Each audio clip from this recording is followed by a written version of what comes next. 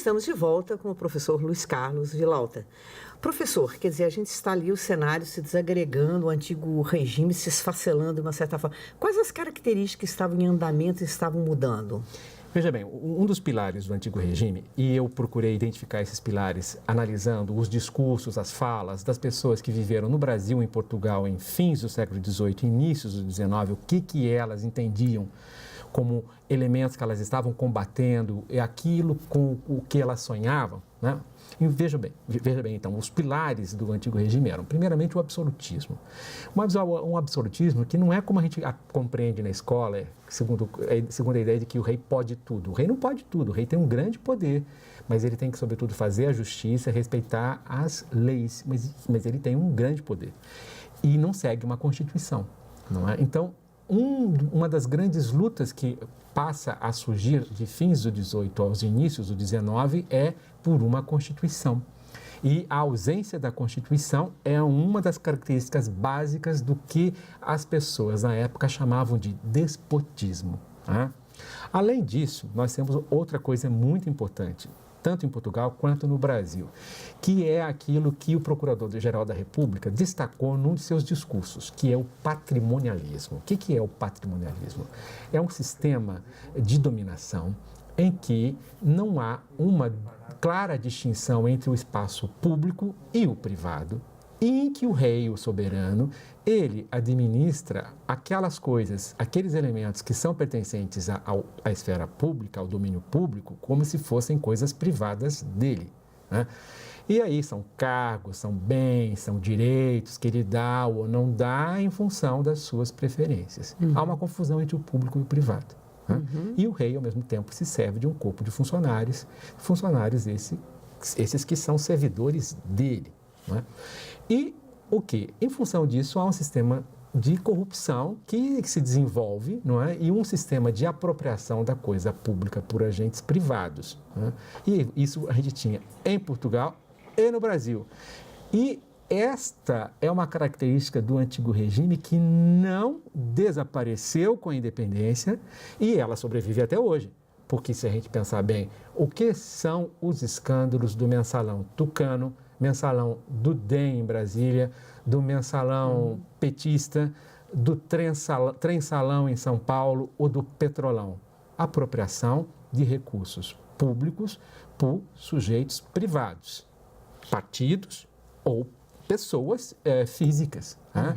Então, isso é uma coisa antiga. Agora, havia em curso também já um processo de dessacralização também Sim. da figura real, também, que também é Sim. importante nos cafés, no que você chama de uma incipiente esfera pública, não é? Veja, para as autoridades, em qualquer situação, serem respeitadas, é preciso que elas sejam vistas como legítimas aos olhos dos súditos na época ou dos cidadãos hoje em dia, não é? E a monarquia, ela tinha um caráter sagrado no antigo regime, né? O que acontece é que, ao longo dos séculos, não é, esse caráter sagrado ele foi sendo corroído, não só da monarquia, mas como das instituições em geral, como no mundo luso brasileiro, a Inquisição, né? E aí a gente percebe a Inquisição, a própria igreja, o clero, as certas verdades religiosas passaram a ser objeto de questionamento, né, de interrogação. E com a Revolução Francesa, quando os reis Luís XVI e a rainha, e Maria Antonieta, a rainha, foram guilhotinados, isso espelha e mostra o que a figura do rei já não era sagrada e que o rei era julgado como qualquer outro súdito, no caso já cidadão. Não é? Se o rei traiu, ele merece ser punido. E a gente vê, então, um processo contínuo de corrosão das autoridades. E por uma crítica, né, principalmente que os libertinos faziam, né? Veja, você tocou num tema importante, os libertinos. Hoje, quando a gente fala em libertinagem, a gente pensa em desregramento sexual.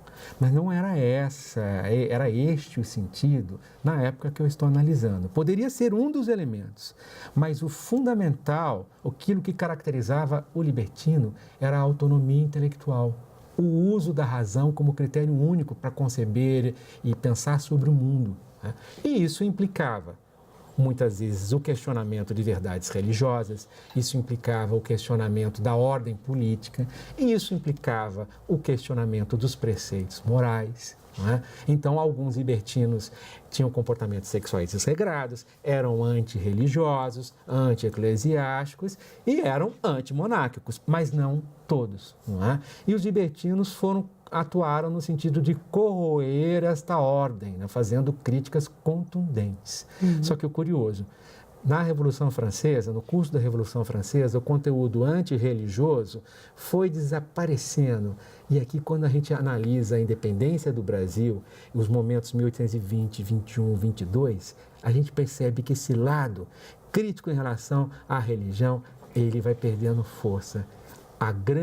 O grande destaque é o quê? É a crítica ao absolutismo, a uma ordem em que não há uma constituição, a crítica ao despotismo. Esse era o grande diabo. Agora, o fator detonador, assim, o último talvez, mas não na ordem, é realmente a revolta do Porto, né? Dos interesses contrariados desde que a corte tinha vindo para o Brasil, né? Com a transferência da corte para o Brasil, se observa uma dupla transformação. Né? Primeiro, um dos pilares do antigo regime, e aí especificamente no caso do Brasil e das colônias, que era o monopólio exclusivo metropolitano, ou seja, o direito da metrópole comercializar com as colônias exclusivamente, ele se rompe. Dom João, quando chega na cidade da Bahia, em Salvador, ele abre os portos às nações amigas. E com isso ele acaba com uma das características do antigo regime. Característica que os interlocutores diziam que isto fazia parte do Estado antigo, entre aspas. Né? Ora, com isso você provocou um baque sério na economia portuguesa. Mas você teve um outro baque. O rei e parte da corte migraram para o Rio de Janeiro. O Rio de Janeiro se tornou a sede da monarquia. Se tornou o lugar onde oportunidades de lucro, negócios lícitos e ilícitos, a corrupção, corria. E aí, quem ficou em Portugal ficou para trás. Portugal passou, de certa maneira, a um status secundário. E qual que é a dupla consequência disso? O Rio de Janeiro passou a exercer o papel de Lisboa e fazer a exploração colonial, e o norte do Brasil, em particular, hoje que a gente chama de Nordeste, pagava, né, arcou com os maiores custos disso. Por exemplo, Recife não era uma cidade que tivesse iluminação pública, tinha taxa de iluminação pública. Para iluminar onde? O Rio de Janeiro. Impostos sobre os produtos de exportação, que eram do Nordeste, sobretudo, aumentaram. Tudo isso para sustentar a corte. Então, você percebe que houve um processo de dupla insatisfação lá em Portugal e daquelas capitanias mais distantes do Rio de Janeiro. E a independência do Brasil foi liderada da maneira como ela se efetivou, com a preservação da monarquia, com a preservação da Casa de Bragança, é importante isso, da dinastia. Mesmo a dinastia reinante em Portugal passou a ser a dinastia reinante no Império, a Casa de Bragança, né? Tudo isso foi um processo em que as elites de Minas, São Paulo e Rio de Janeiro tiveram um papel decisivo. Não é? E, ao mesmo tempo, a Revolução do Porto, ela, na medida em que levou à instalação da Constituinte em Lisboa, e essa Constituinte começou a mostrar para os deputados do Brasil que eles tinham interesses que não eram passíveis de serem conciliados com os interesses dos portugueses e que eles tinham interesses em comum. E aí, então, esses deputados passaram a aceitar o que eles não queriam, que era a existência de um centro comum no Brasil, que era o Rio de Janeiro. Né? E, ao mesmo tempo, as lideranças daqui, o próprio príncipe Dom Pedro e as lideranças de São Paulo, Rio de Janeiro e Minas fizeram um movimento deste lado do Atlântico no sentido de convencer, às vezes com o uso das armas, as elites locais a apoiarem essa independência. Quer dizer, a independência, a gente não pode afirmar essa história. Provavelmente ela viria, não exatamente dessa forma, mas talvez viesse de qualquer forma, porque os interesses estavam conflitantes demais. Os interesses estavam conflitantes, ela viria de alguma maneira, não é? Mas talvez fossem independências no plural, como se deu na América Espanhola, que se fragmentou toda. E aí vem a sabedoria de Dom João VI, a esperteza dele. Primeiro, ele se aventurou de fazer o deslocamento de Lisboa para cá. E segundo, ele sabia muito bem que o processo aqui de separação estava em curso. E ele escreveu para Dom Pedro, falou, Dom Pedro, meu filho, se alguém estiver para liderar a independência do Brasil, que seja você, que vai me respeitar e não o outro, não é? E foi isso que o filho fez. Né? Foi isso que o filho fez. Né? E, curiosamente, você vê que a Carla Camurati, no filme, ela inverte justamente porque ela está fazendo uma paródia. Ela atribui a ideia, no filme, a Dom Pedro, quando a ideia é de Dom João. E o Dom João foi um grande estrategista político. Né? Até mesmo nas indecisões dele, né?